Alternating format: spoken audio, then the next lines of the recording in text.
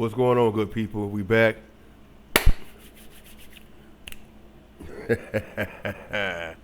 Yeah, man, I'm back. Another video. I'm probably gonna have to update my computer soon. Windows 11. I got an email today. Something about no support of Windows 10 Pro anymore. It's okay. I have to buy me a new computer. I'm gonna buy me a 4.0, AMD motherboard. I got a pretty decent video card. I might upgrade my video card too. Some RAM. I got a few terabytes hard drive. I'm gonna keep the hard drive, keep my fans, keep my power supply. You know, do it yourself, buddy. It is what it is. Been doing it for a while. But I was playing a lot of video games back then. EverQuest, World of Warcraft, Dark Ages of Camelot, DC Universe. I've been playing Guild Wars 2 for the last few years, though. And I love Guild Wars 2, but that's neither here nor there. Today we got a video from Slapped Ham. So sit back, relax. We gonna hang out, we gonna rock out. Let's do what we do. Thanks to all my subscribers. Love the comments. I read every one of them. I reply to all of them. I go through at least once a week and read the comments and reply to everyone. I really appreciate it. We're growing slowly but surely. So let's see what this thing do right now. How you doing? I'm Callan and this is Slapped Ham. You're about to see some seriously freaky video clips. So hit that subscribe button and get ready for more creepy content. Just like this. Just like this.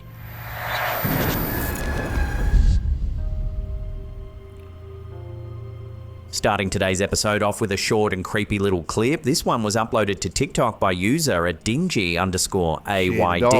It's some home security footage showing a quiet dining room late at night. Everything looks perfectly normal until something strange happens.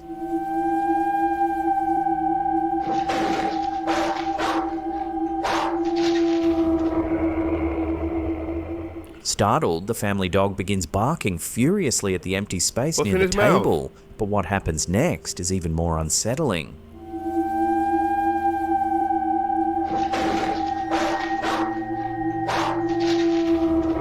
What's the dog mouth? What was that? A toy? The dog suddenly jerks backward as if shoved by something invisible.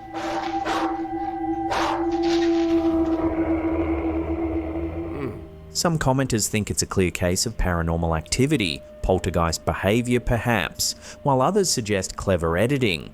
But the clip's simplicity and the dog's raw, instinctive reaction make it all the more chilling. And the chair broke too. Something broke off the table or the chair. Gang, we have a huge announcement. We are officially live. Come on, man. He just said gang. Come on, dog. Don't do that, man. Gang, gang. Over on Spotify. Our paranormal deep dives, our true crime deep dives from Slapped Ham Mysteries are now over on Spotify. So you can listen to our stories anywhere you go.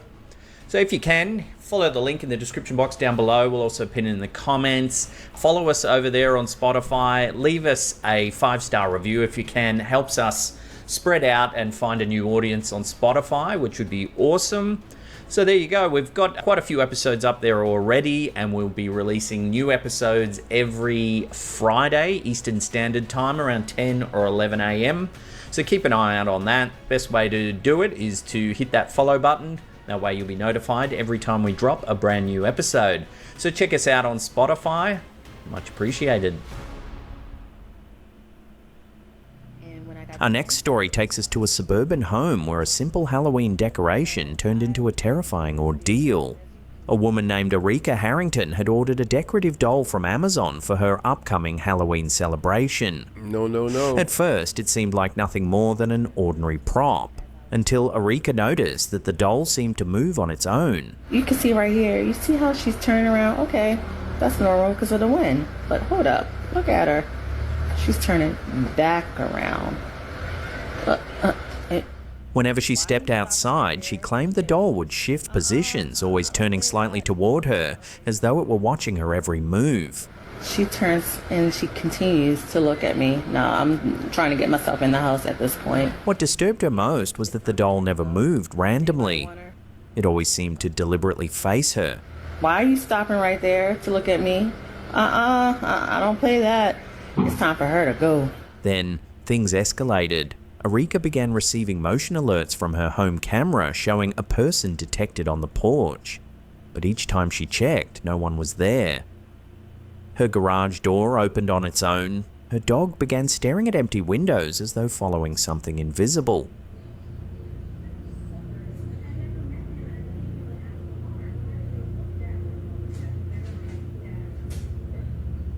And when she looked closer at a photo of the doll sitting in a chair, commenters pointed out something she hadn't seen before. What looks like faces reflected in the window. Damn sure is. Yeah, I see those too. She placed the doll in her husband's car trunk and began contacting priests and mediums for help. One medium told her that the doll carried a dark presence and advised her to get it out of the house immediately. In her final video, Arika films herself shipping the doll back.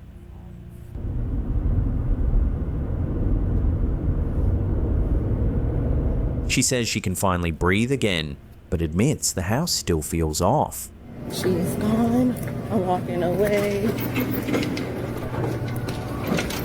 I just hope my house is okay. Her Halloween goblin decorations, which had stood perfectly still for years, began turning toward each other, and a small green pumpkin decoration kept rotating on its own to face the street. Even after the doll was gone, she said she could still feel its energy. She ended her last video saying she would be cleansing the home and her family, swearing off Halloween decorations altogether.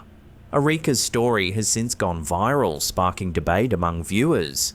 Some believe the doll carried something truly supernatural. Others say it's coincidence, faulty sensors, wind, or stress manifesting in strange ways. But the chilling detail that her security camera detected someone present when no one was visible continues to unsettle even the skeptics. So what do you think? Just an unlucky What do y'all think, people? Comment down below.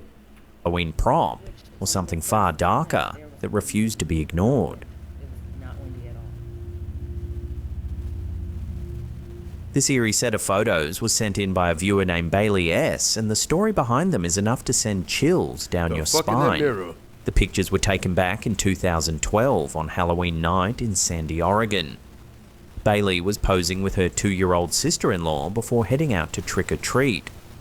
Her mother-in-law was the one taking the photos. Just a few quick snapshots in the living room before they left. In the first image, everything seems perfectly normal. A sweet family photo showing Bailey and the toddler. She is small. But in the second photo, taken only seconds later, something inexplicable appears. Reflected in the window behind them is the clear image of a man standing in the room. Do you think sometimes, I have a theory about this, right? If we are possessing the same dimension as other beings, but different light spectrums, right? And when the flash go off in the camera, maybe we have, boom, a quick picture of somebody that in a different dimension, a slight variation of ours, standing in the same, not in our physical realm, is it metaphysical? You know what I'm saying? Like, we're here and they're there, but in a different dimension, and when you flash the light, it shows them for a second. When we think our spirits are just other people in their own dimensions in their house in the same exact spot as that house or apartment or whatever the case may be. The problem? Bailey swears there were only 3 people in the house at the time. Her sister-in-law, and her mother-in-law. No one else was present, and certainly no one who looked like the man in the reflection. They didn't notice anything unusual until later that night when reviewing the photos. By then, the house was quiet, locked up, and empty, except perhaps for whoever or whatever appeared in that window. This next clip has left viewers completely stumped. Captured on home CCTV and posted by Dinge_AYD, it shows a man sleeping soundly on a bed while his dog wanders into the room. But then things take a strange turn. Whoa, how he walked in the... That was something weird about the way he walked in the room. What the fuck? The man wakes suddenly, but it looks like the dog somehow slipped behind the chest of drawers.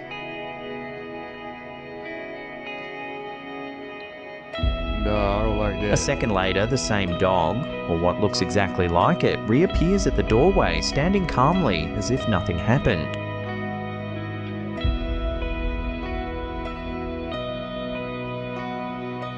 Nah, man, get rid of that dog.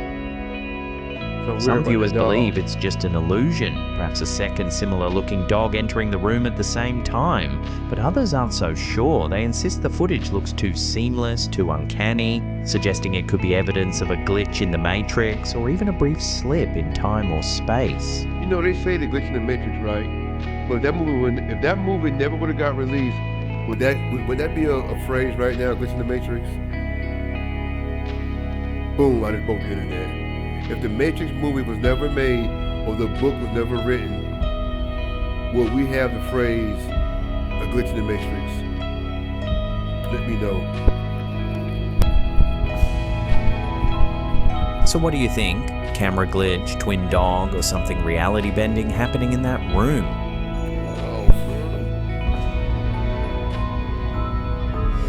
Back in 2022, popular online personality Asil Al-Mublaq went viral after a chilling live stream encounter. During a casual late-night session on a platform similar to chat roulette, Asil connected with a woman he didn't recognize. At first, everything seemed perfectly normal. They exchanged greetings, enjoyed some music together, and she even asked him to play the song again. But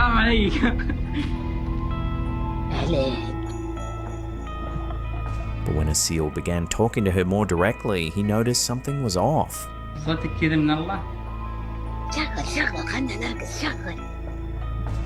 don't like it. Her tone, her expression, and even the timing of her reactions began to feel unnatural. The atmosphere shifted.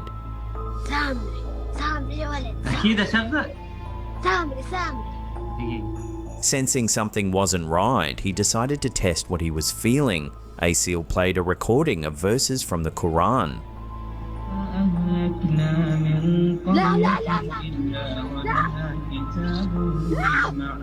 The woman's expression changed and she abruptly left the live stream.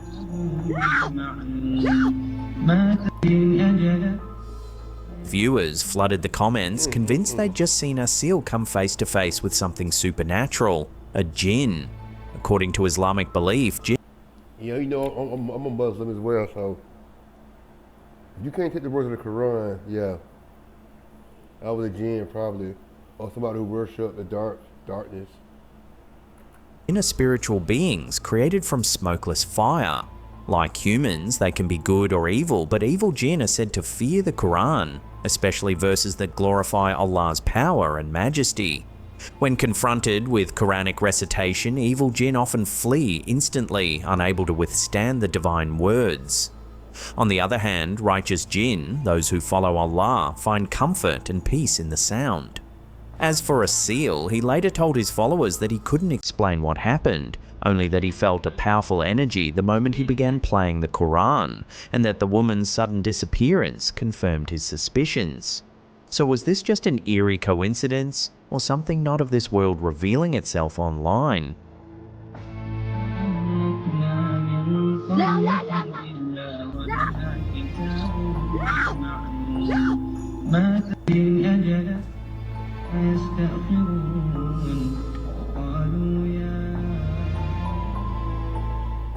That's freaky.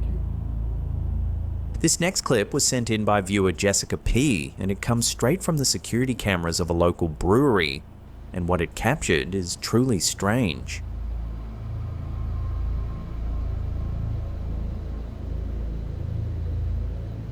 At exactly 1:28 AM on October 10th, the brewery was completely empty. Chairs were stacked, lights were out, and the front doors were locked for the night. But on CCTV, a glowing orb of light suddenly appears inside the tasting room. That looks fake though. Whatever it is, it hovers above the counter before drifting across the floor.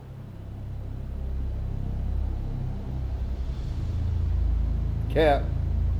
The light doesn't behave like dust or glare. It's too bright, too controlled, and even seems to change direction mid-air before splitting off and vanishing completely. I'm calling it Cap. Jessica says no one was outside or inside the building at the time, and that all entry points were secure. She describes it simply as an unexplained light that breaks off. While skeptics might chalk it up to insects, headlights, or lens artifacts, others think it looks too luminous and deliberate, suggesting it could be a paranormal manifestation, perhaps the spirit of a former worker or a lingering energy tied to the location. No, it's not. Whatever It's it not. was, the brewery owners still can't explain what appeared on camera See the that outline night. around it. That don't look like natural light or spiritual light.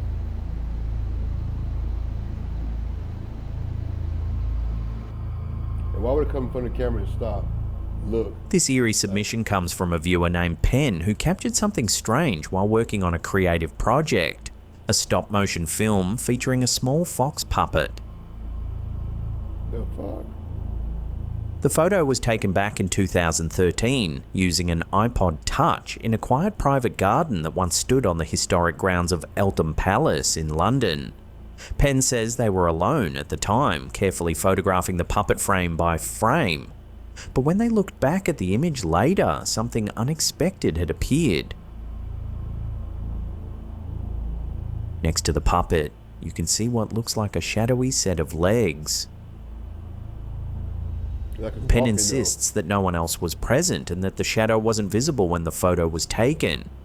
What's even stranger is See that what I'm saying? You take the picture, you see, but it's not looking at him. It's not just standing there. Like when it's something malevolent, it's standing there and it watches you. From behind the tree, from behind the wall, up a tree, whatever the case may be.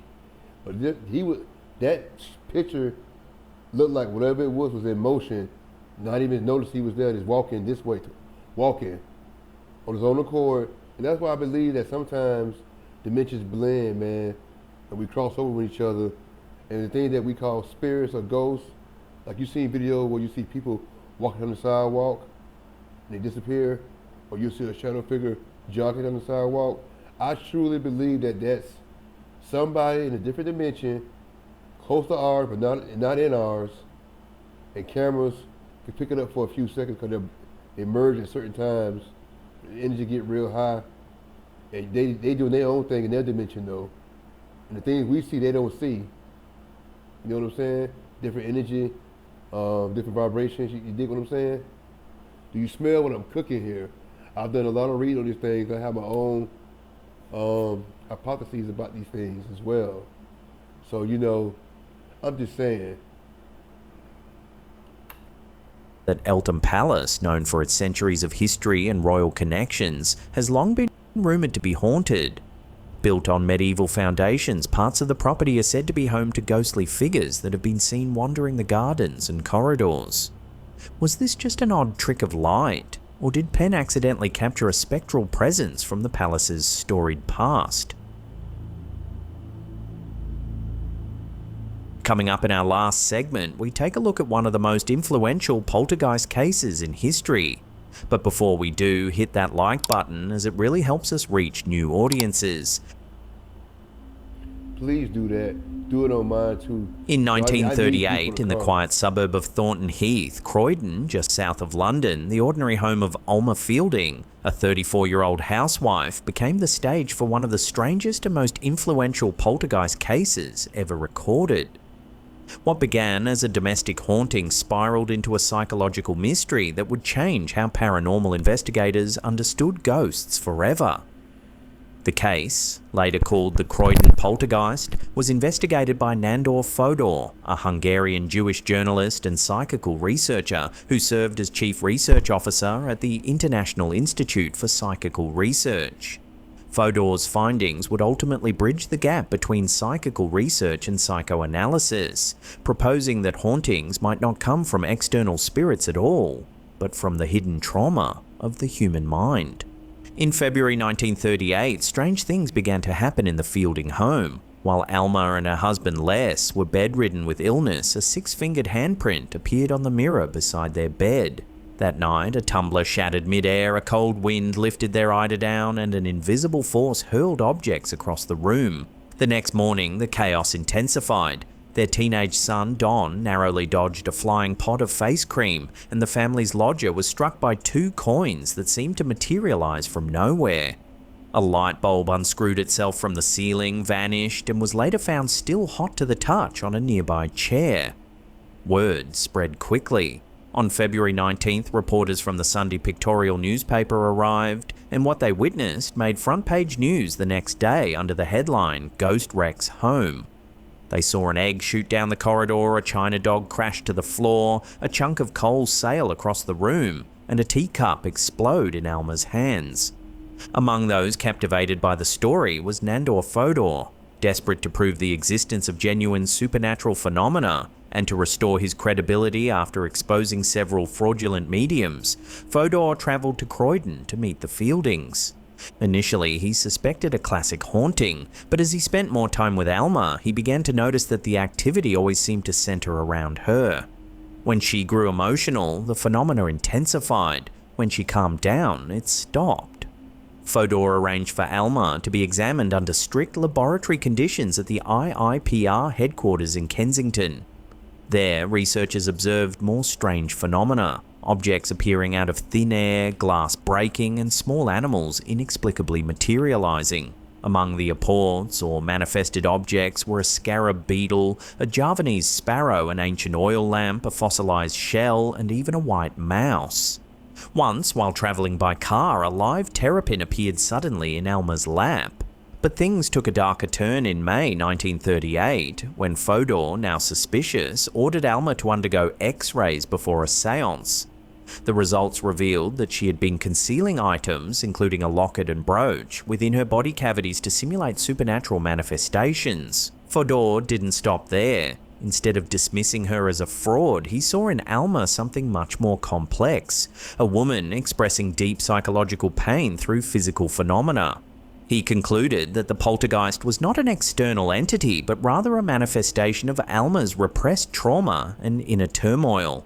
Fodor's notes painted Alma as a woman trapped in a web of personal suffering. She had lost multiple children, endured invasive medical procedures including a mastectomy and hysterectomy, and was locked in an unhappy marriage to a man who was emotionally and physically distant.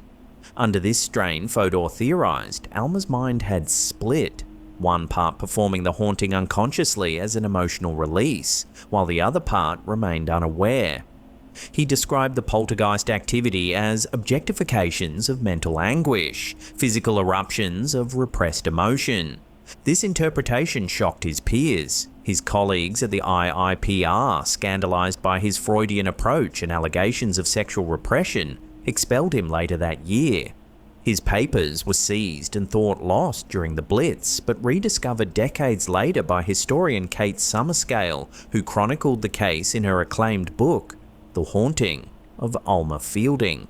Fodor's investigation unfolded in the shadow of World War II as Britain teetered on the brink of conflict.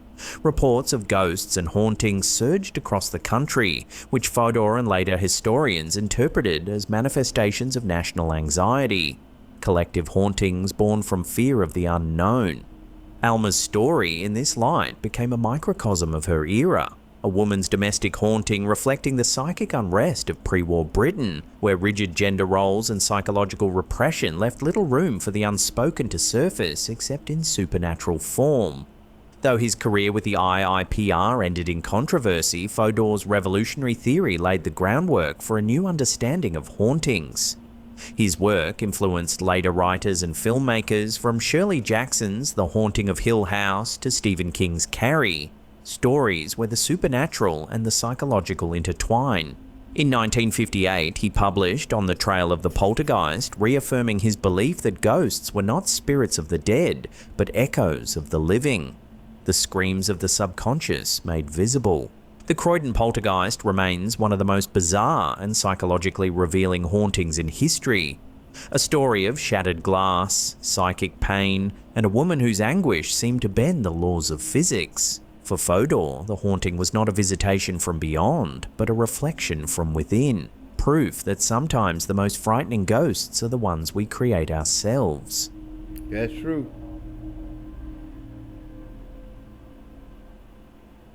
Now, if you want to see some more spooky content, then hit those links right there. They'll keep you entertained for hours. Oh, man. I'm thinking about that last one. He made a very, very good point just then. What do y'all think? You know, I'm a little different. A lot of guys that make these videos, they jump and they scream and they do things like that. But I'm watching these things from not an emotional but an intellectual point of view. Cause I dig the paranormal.